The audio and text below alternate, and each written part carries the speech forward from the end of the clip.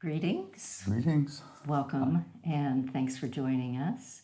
We are going to add to a couple of talks that we have done in the past on Dristi, or gazing. Most recently, we were talking about Dristi in terms of the asana practice, in terms of engaging with the world. So the gaze when it is an external gaze. And that's what most of us think of when we think of gazing, is looking out from ourselves into the world.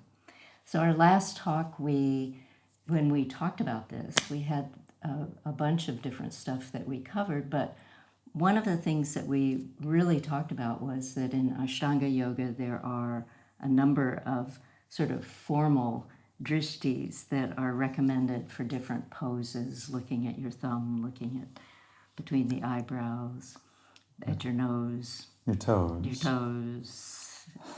Usually when we're practicing, our gaze is anywhere but any of those places. And part of the reason for stabilizing the gaze in asana is that it allows you sometimes to get more steady, but sometimes not.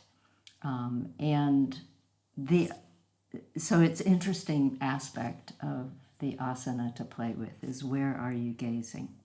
And we talked about that last time. And also the quality of the gaze when you're both in an asana form or when you're in everyday life. And you can feel this in yourself when you can feel the intensity of the gaze. And we even have language to describe, a sort of glare or a cool gaze or a wistful look. Right, a friendly gaze. A friendly gaze. A threatening, scary gaze. Yeah. And we used the term, of course, lotus eyes. Yeah, last time, which is a wonderful idea and reflects back to this idea of softening and deepening, and what that actually feels like. But after that talk, Richard and I were talking, and one aspect that we really didn't have time to cover is another form of gazing that is very much part of the yoga tradition, and that is called antara drishti, or the internal gaze.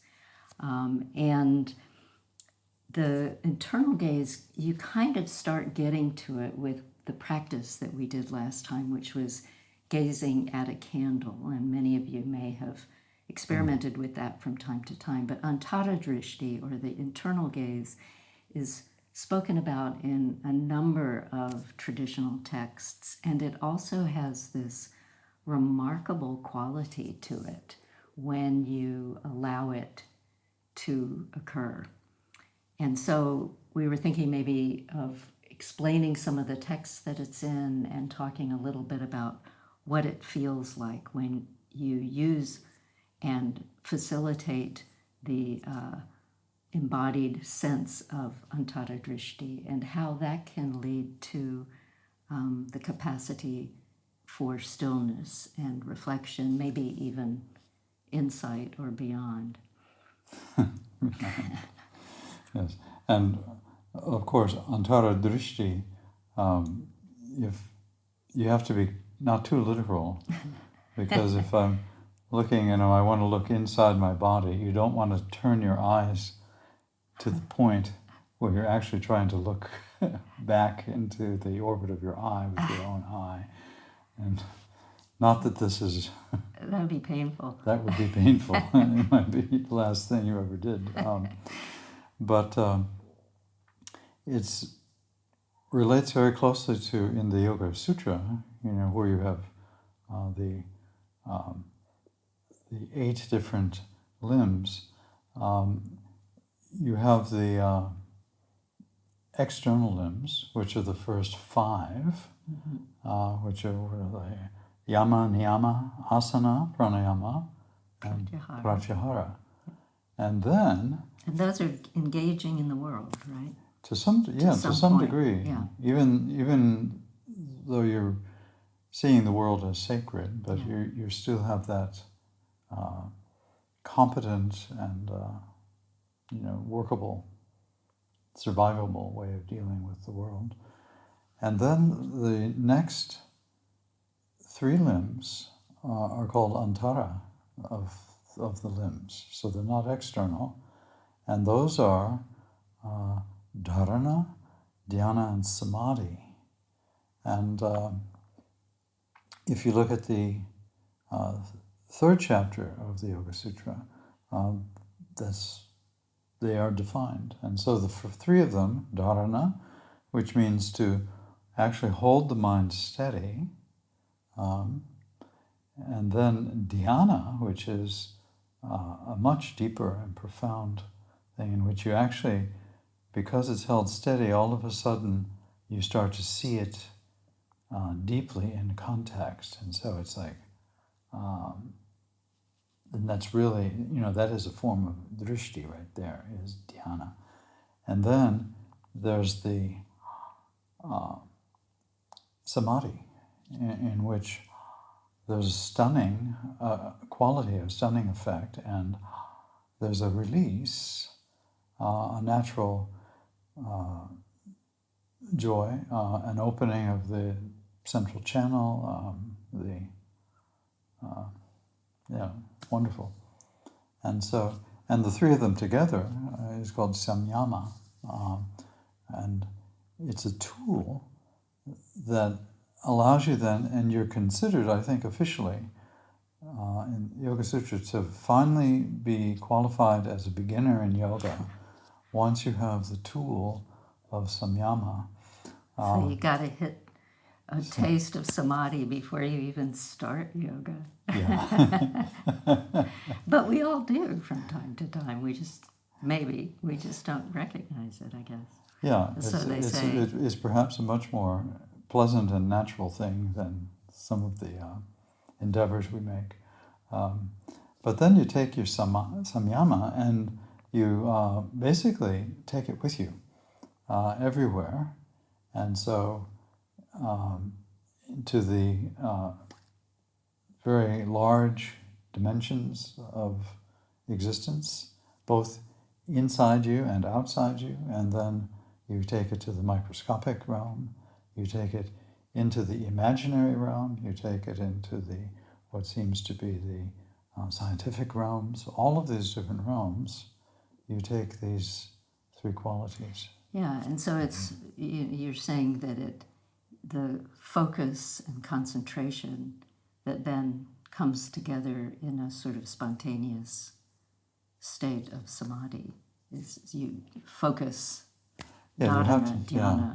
And so dharana, which is that's how do you focus your mind, and we do it by having basically something that is either taught to us culturally as being special, and so this is something we place of this holds everything, and it could be a sacred flower or it could be a temple, it could be a particular mantra, it could be a deity, it could be anything that really captures your interest in a sincere way. Sometimes we try to do our dharana obediently, but there's a large part of us that just is resentful or resisting. Mm-hmm. And so we don't acknowledge that, and it can't go that deep. But something that is really speaks to you, and this is where we're using the principle of sacredness or religion. I like sacredness. Mm-hmm. And that allows you then to go, wow, I trust that, shraddha. I'm able to go into a state of like awe or not knowing because of that presence. And in that, you start to see very deeply, and you start to see dhyana, in which you see the background of something. And this could be its immediate physical background, or it could be its historical background, whatever the type of thing is. And that leaves you at that, occasional good luck where it catches you. Mm-hmm. And it's almost, samadhi is something like a slipping. It's an accident. You can't really deliberately slip into it. It's like you're out, and of course the metaphor of hiking in the forest and jumping back and forth across a creek, and you think, oh, well, the samadhi is when I slip and I fall into it. But if you slip on purpose, Yeah. Kind of ruins the you're whole probably thing. in good company, but it isn't really samadhi. And it seems that this process of dharana, dhyana, and samadhi, that focusing of the mind is this area where it is the threshold, in a sense, from the external gaze to this antara drishti, where you find an object of focus, or an idea even that's maybe represented by an object, and by allowing the gaze to become steady, by allowing the palate to soften and the breath to soften with that, that seems like it's this sort of threshold into this area that is the more internal antara drishti, where, like so many things in yoga, the drishti really is not what you're focusing on. It's something, it's a tool to get you there. And so antara drishti, I think, is this interesting next level beyond the external, that then allows you to go deeply, which is it the Hatha Pradipika that also talks quite a bit about antara drishti, or the internal gaze. Mm-hmm. Is that correct? It does. Yeah. And there's the Hatha Pradipika or Hatha Yoga Pradipika, and there are many, many versions, and some of them are really good, some translations. What is constantly instilled in you is the relationship between prana and chitta, and that if I have a mental state, which it corresponding to it exactly is a state within the prana, which includes the breath, but it's also the realm of sensation pattern, which we often think of as chakras and nadis and all of that interconnectedness, but it's an interconnectedness of sensation and then of breath. And so even if you have something that seems pleasant, how it's embodied in your immediate experience as sensation might reveal other unconscious or deeper attractions or repulsions or misunderstandings, or it could be understandings of, like you can have, from yoga you can get yogic samskaras, in which you had a fantastic drishti experience, and and that leaves a pattern that then allows you then to more easily go into it, and eventually you have to go back and just look at the patterning itself, right. Again, the sensations, just in them of themselves, you have to experience them without conceptualizing them, in order to offer or to let go of them into the middle path. Yeah. And so in the Hatha Pradipika, in the 4th chapter, which is the big one, there's verse, and it depends on the version, it's either verse 36, 37, 38, 39, 40, and 41. There's like 6 or 7 verses. So it's 36 or 37 where they actually start talking about the Antara Lakshya. And Lakshya is the, it's kind of like the word Lakshmi. There might be a relationship there. It's that which, it's like an internal object or patterning that is to then be used in the yoga practice. Mm-hmm. And so this is when we are coming to the realm of the internal practices. And so there are 2 of them that are very important at this point. One, well, I'll tell you the more famous one is Kachari mudra. Chari means to move into ka, or space. And that's space in the sense of pure consciousness, or if you're Sankhya Purusha, or if you're Buddhist emptiness, it's like, wow. And the practice, the physiological practice that comes with it, is to get your tongue to relax. Because part of the yoga practice, even as a beginner, you can really just kind of watch tension in your tongue and in your mouth, as if you were talking to yourself on occasion, or talking to somebody in your imagination, which other people say, oh, you're talking to yourself. And we do that all the time. So we're always, even if it's not our normal spoken language, if we have kind of secret bodily languages, your tongue and your mouth are forming those. Yeah, it's as though often it feels almost like you're in a foot race and you're in the mounts getting ready to go while someone else is talking and your tongue is just like ready to go. And we carry that with us. And then it reflects into the rest of the body, and one of the closest physiological parts to that is the eyes.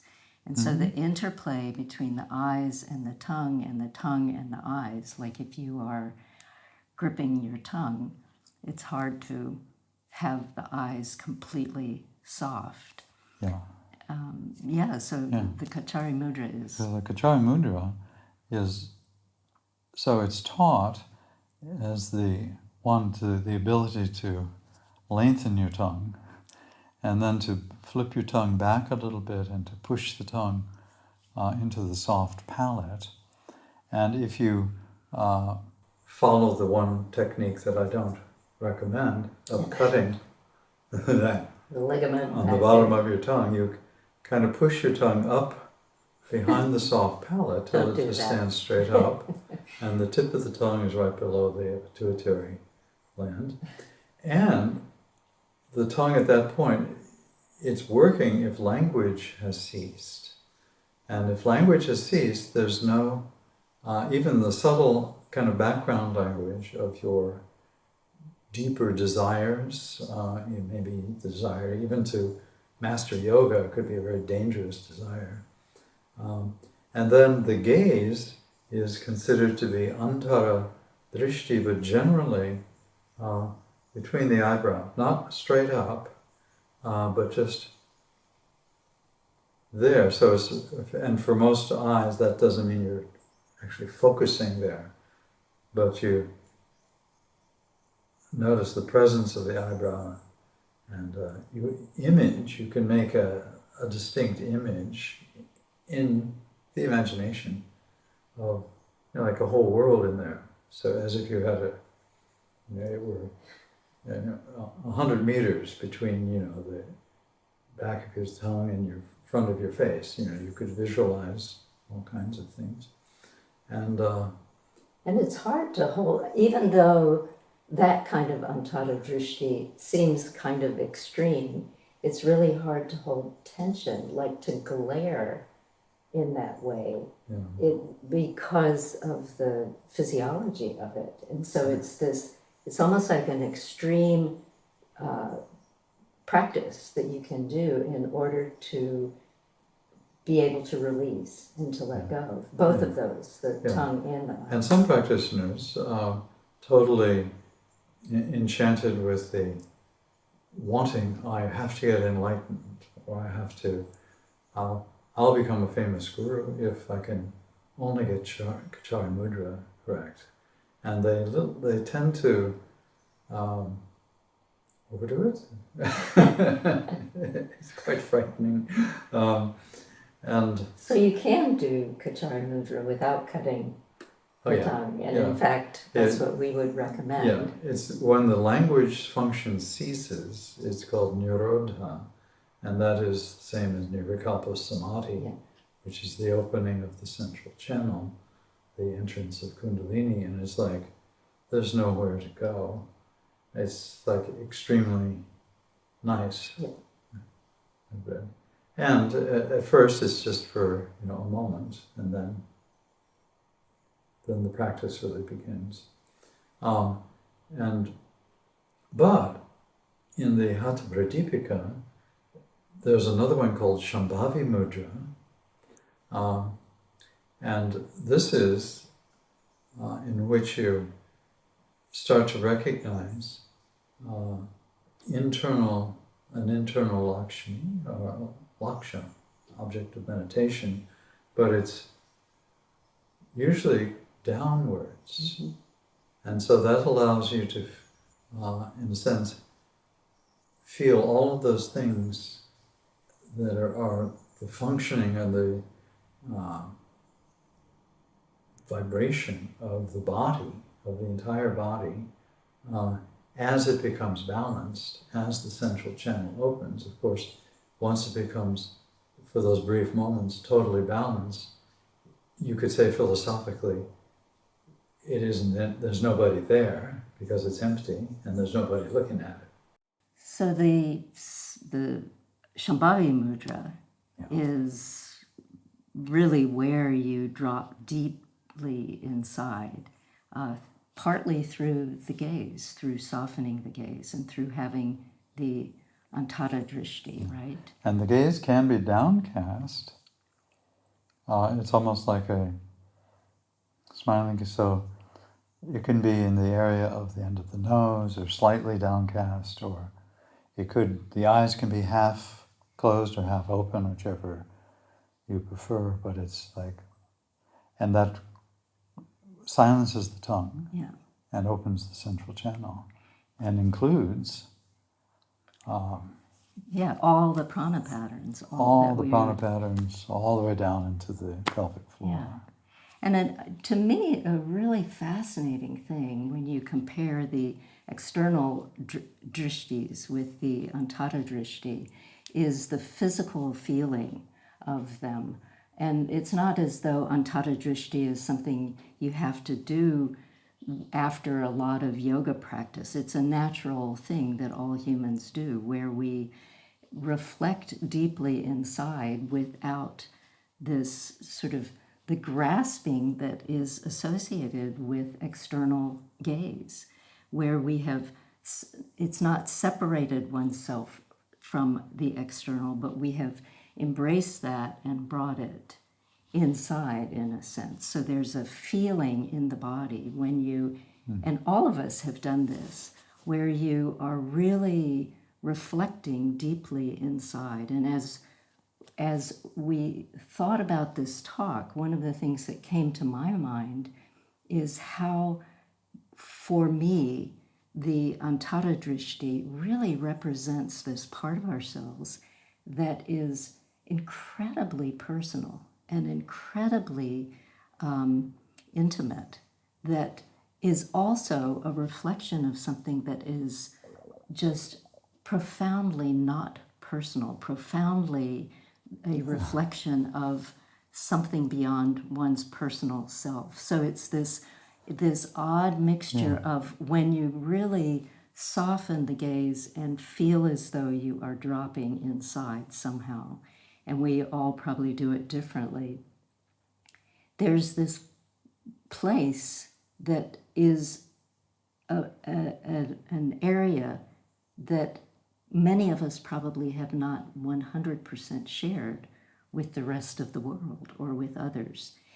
And with the external gaze, there is much more of a tendency to incorporate others and to be influenced by others and to, in that sense, overlook the connection of interpenetration between other beings and oneself and the profoundness of that, but also the pure simplicity of it. That there's, when you soften the gaze, like from behind the eyes, like this sense of innocent gaze that we have talked about, there is this letting go that happens automatically, and which is why the idea of faith is associated so fully with Antara Dristi, in a sense, because if you are holding on to something or doubting or needing someone to say, yes, you're doing it right,